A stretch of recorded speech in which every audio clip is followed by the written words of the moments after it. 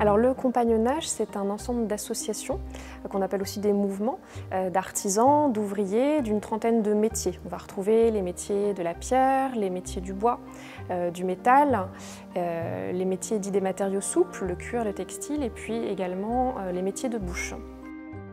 Le Tour de France consiste pour un jeune artisan, un jeune ouvrier, à voyager pendant plusieurs années pour continuer d'apprendre son métier, rencontrer les autres compagnons ou futurs compagnons et continuer à se construire personnellement et professionnellement.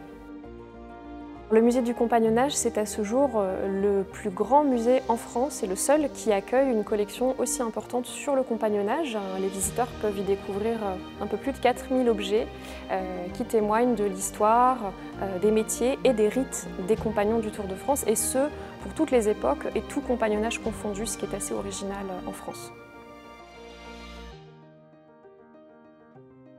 Parmi les pièces remarquables du musée, on trouve des iconographies, souvent symboliques et allégoriques, qui représentent les différents moments de la vie des compagnons, notamment durant leur Tour de France.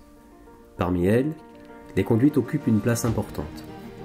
Elles représentent le départ d'un compagnon d'une ville pour poursuivre son itinérance et sa formation.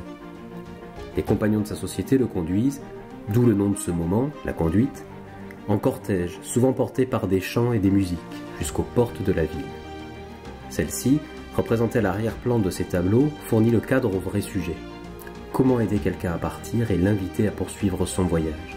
Comment le rassurer symboliquement par la réalisation de rites qui rappellent l'attachement de ses frères malgré le départ? Le musée détient dans ses collections environ 25 conduites.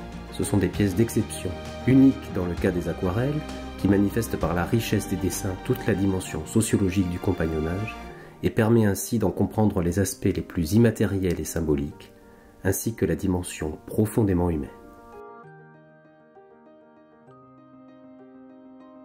Ces conduites doivent être restaurées car ce sont des documents graphiques, c'est-à-dire qui vont être sur un support papier qui malheureusement va souffrir au cours du temps de l'action de la lumière. Cette action est irréversible et fait jaunir tous les papiers. On remarque aussi que ce document va être abîmé par les insectes qui vont manger la surface, donc la couche picturale, et qui vont provoquer des perforations du document.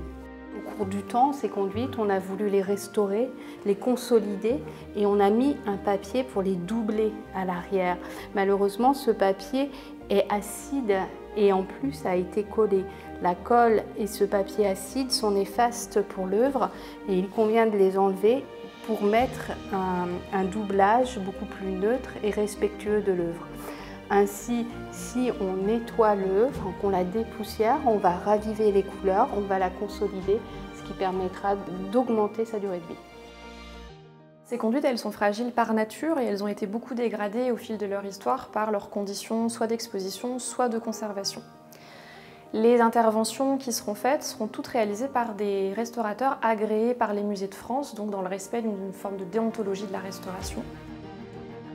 Au-delà de la déduction fiscale permise grâce au régime du mécénat, nous avons à cœur de remercier nos donateurs individuels et entreprises mécènes.